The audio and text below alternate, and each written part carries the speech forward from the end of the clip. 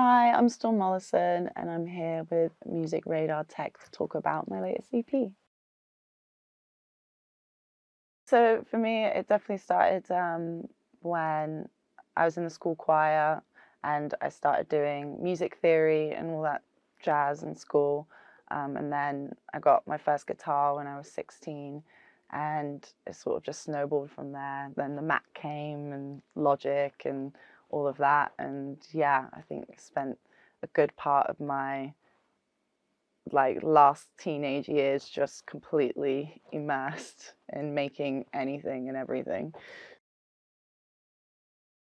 I actually started out with on Logic, and then only a couple of years ago, it must be like 2, 3 years ago, I made the switch to Ableton, and I just noticed that my workflow was becoming a lot quicker with Ableton. It's like Legos to me.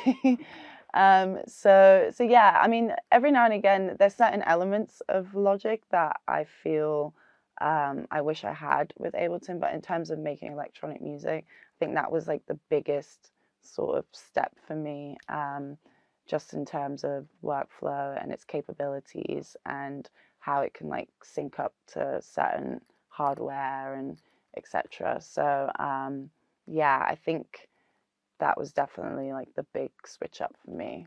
The only time I use Logic is if I'm in a session with someone who only uses Logic. I think also the big reason why I wanted to sort of make that switch was that so I could kind of be like capable of working on two doors, because basically I would like do sessions and I was only on Logic and they were only on Ableton, and then I felt a little bit like I couldn't get involved. And so I thought, well, I'll learn that, and then that way, and then I just end up liking Ableton more, and then I thought that way I could just sort of flip-flop between the two depending on what the person I'm working with is working with, basically. One that I've only come across in the past like year or two is Baby Audio Transit. This is really great for those transitional moments, like on a big break or drop or like any of those moments. It basically combines loads of little elements that you used to have to automate yourself. So, like reverb and distortion and all sorts of things just packed into one knob that you can then sort of, tailor to how extreme you want it to be.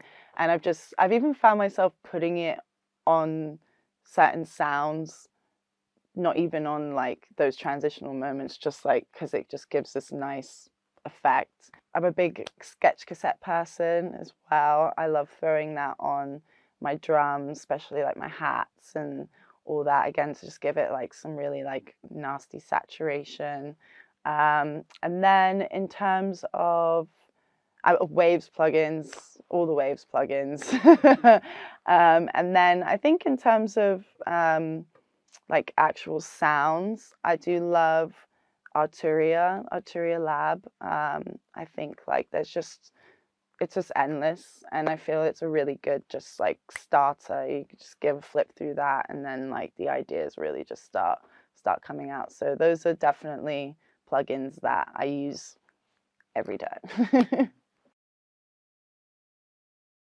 So I have an Electron Analog Rhythm 2, and I've had it for a couple of years, and I still don't think I know how to use it till its capabilities. It is a very intricate machine. However, I still managed to get something out of it. So I would say that that definitely gets the most use from me. And then, to be honest, I would love to have loads of hardware. I just don't. And I actually tend to lean more into the live music element of my like music making. So sometimes I'm just picking up a guitar and finding rhythmic sounds in that, or but yeah, I'd say the Analog Rhythm 2, and then this thing gets a lot a lot out of it, which is funny because I've just like never had a studio that didn't have a microKORG in it. So yeah, those are probably the two things. Otherwise, like it really just depends on the studio I'm in. Of course, if I end up in a studio that's got like a Prophet or like, you know, an OB1 or anything like that, I will go crazy on it. But it's not within my reach a lot of the time. So that's sort of what I'm working with. I'd say like every couple of months, I definitely go into a bit of a, you know, VST deep dive. And it's mainly just to keep my creative flow going. You know, it's just like you get a new toy and it kind of like gives you that little bit of a spark. So I'd say I definitely lean into that. But then I'm also like cautious of,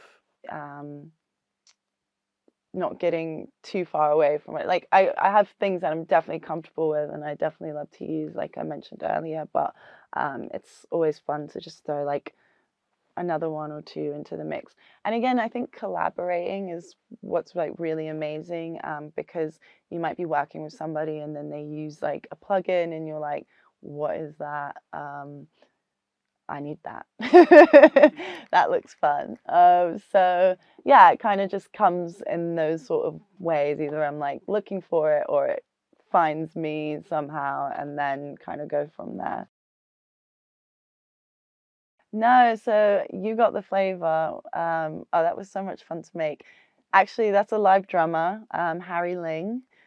Big up Harry Ling. I basically made the track and then was just like, and I just had samples in there originally, and then I was just chatting to my friend Harry, who's an incredible drummer, and we had a big live room that day, and then just took an hour and just played it about 10 times, and he just did his thing. I was like, I just want you to go mad, and then in post just kind of went through and sort of, you know, cleaned it up a little bit. But yeah, that's a live drummer, not me, unfortunately. I could never, but I wish.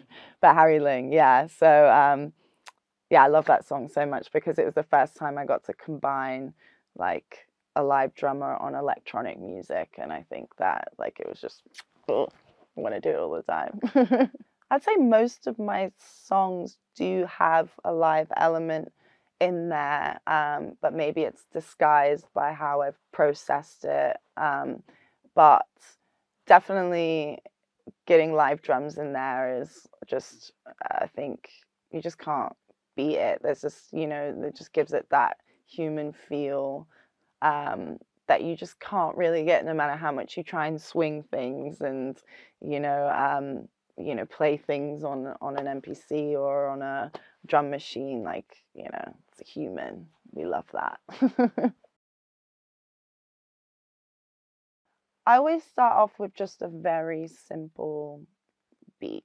I don't go too into it too quickly because I really do like to sort of weave everything that I'm doing into itself.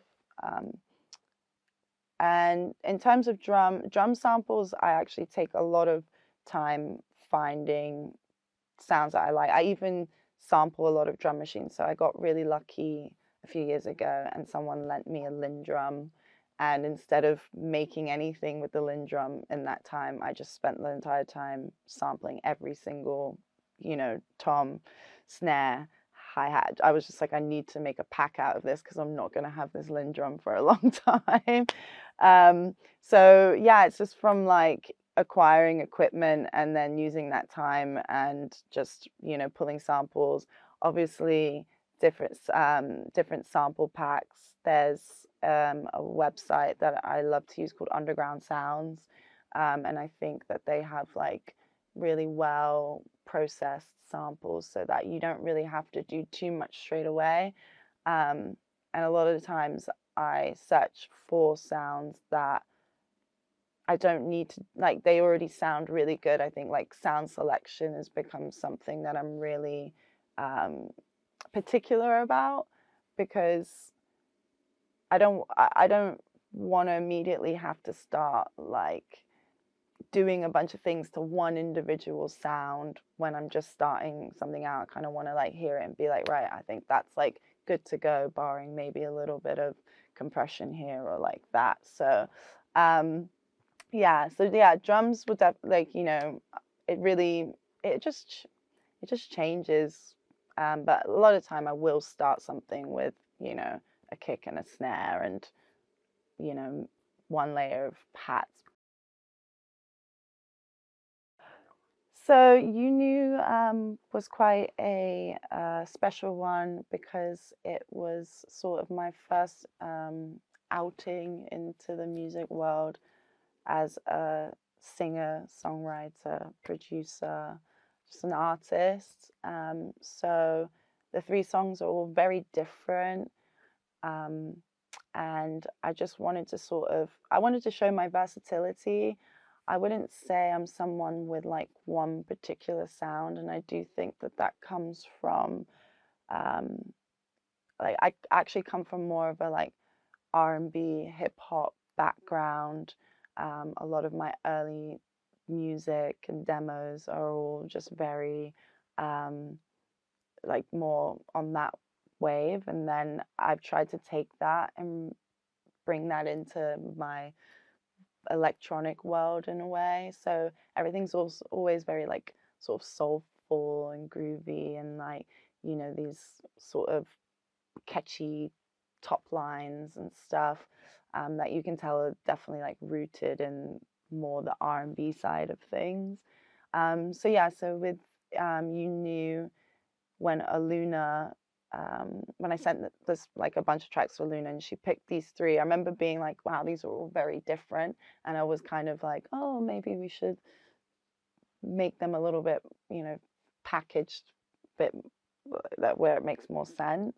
However, Ben grew to like the idea of being like, well, actually, like I do make this and I do make that and I do make that, and so you kind of get 3 almost like totally different songs, but I do think sonically they sit together because I made them all and mixed them all as well. So there's that cohesiveness like sonically, even though they're like 3 very different tunes. Like one's very kind of like commercial house, and then another one's, you know, got the breaks with the Jersey kick, and then the other one's just more like you know, a bit sort of dirty club. I don't know, but they're all. But yeah, so that project, that's pretty much like where I was going with it. I went, you know what, I'm just going to embrace the individuality of each song and then try and fuse it together into one package, and in the same time introduce everyone to what I'm capable of. Because I've only ever either done like production or done a top line for a song, or, you know, done the vocals, and so it was my time to sort of do all of that. No, I don't think so, actually. I think that I sort of approached them as 2 separate entities.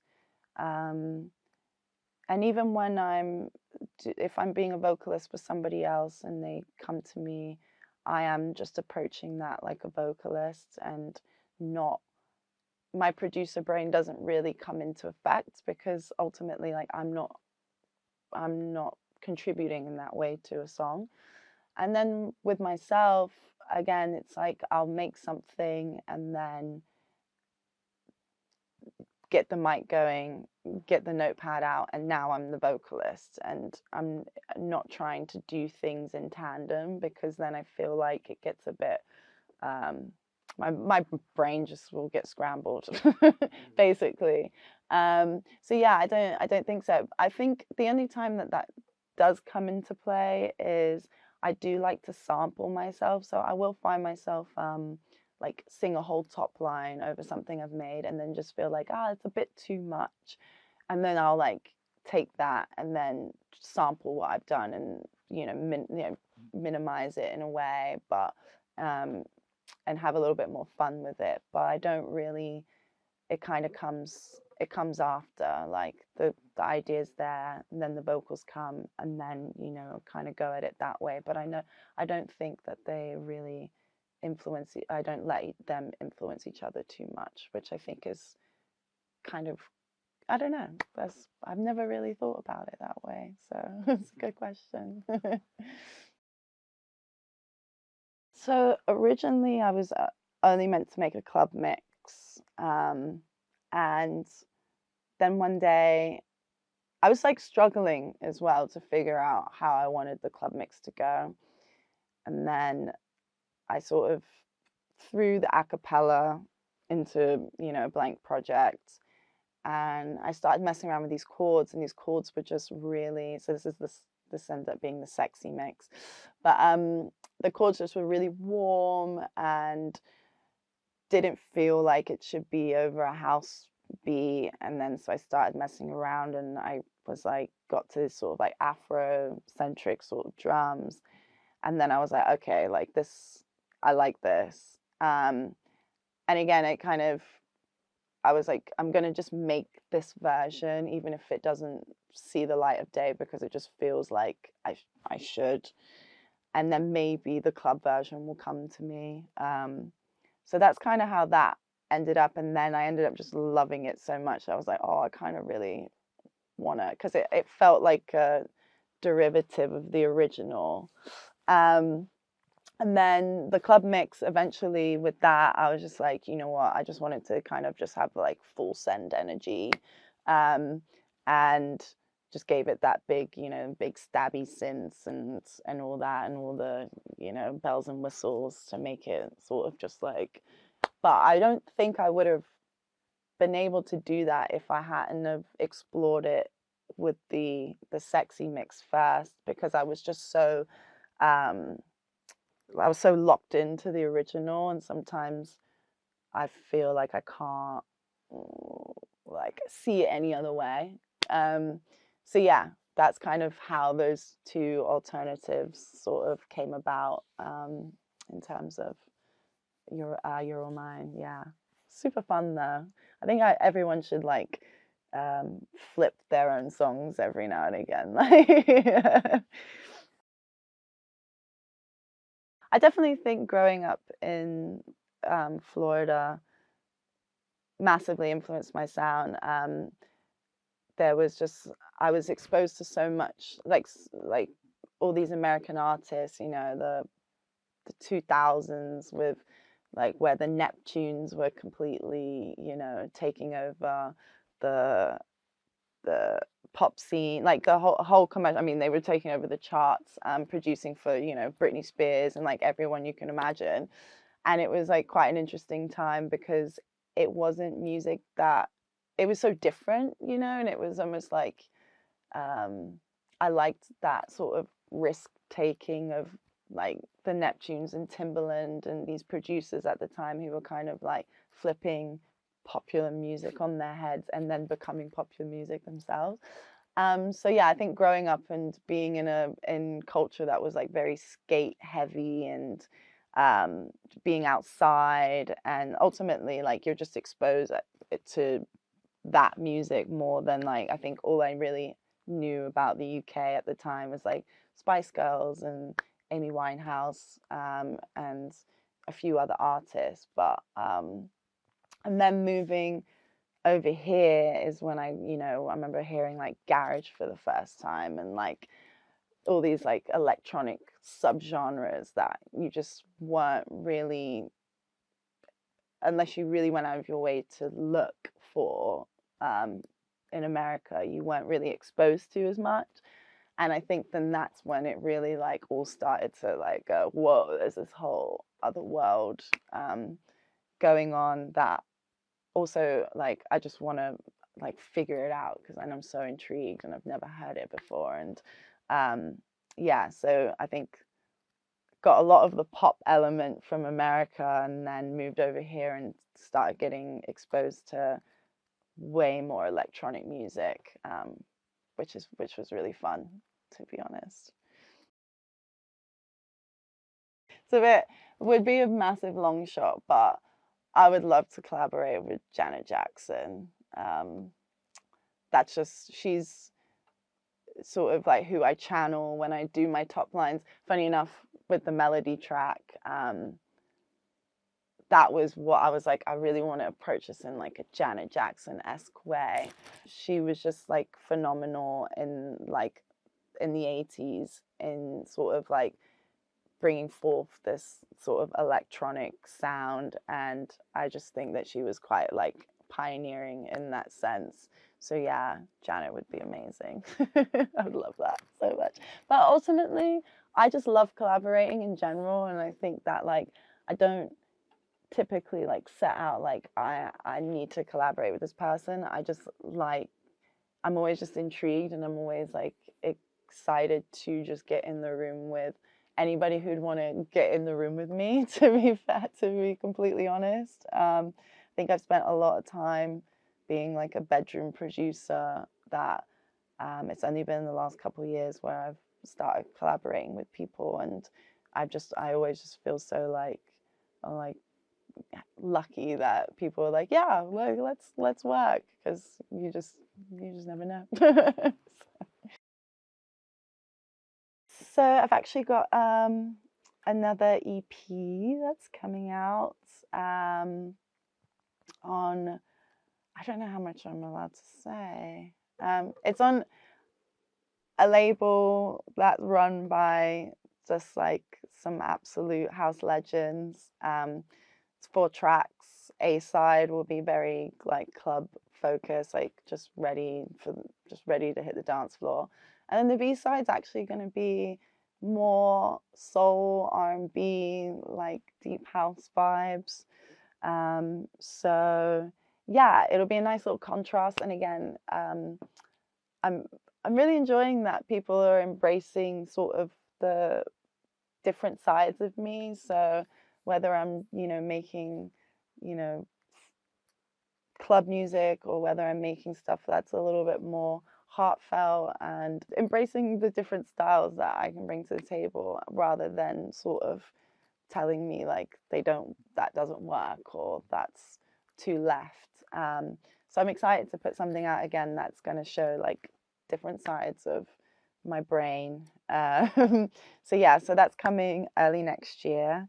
And then apart from that, I think I've put out a lot of music in the past 2 years, and I'm kind of excited to just sort of go back to the drawing board and like have, I'm saying I'm not having fun, but when you've kind of been in the finishing stages of projects for like a couple of years, you're kind of just ready to just go in the studio and just like start from scratch and mess around and just kind of see what the next phase is going to be. So yeah, I think that's going to like says a lot about what 2006 is going to be. A lot of collaborations, a lot of sessions. Haven't really been able to do that this year, so I'm just excited to have a bit of fun.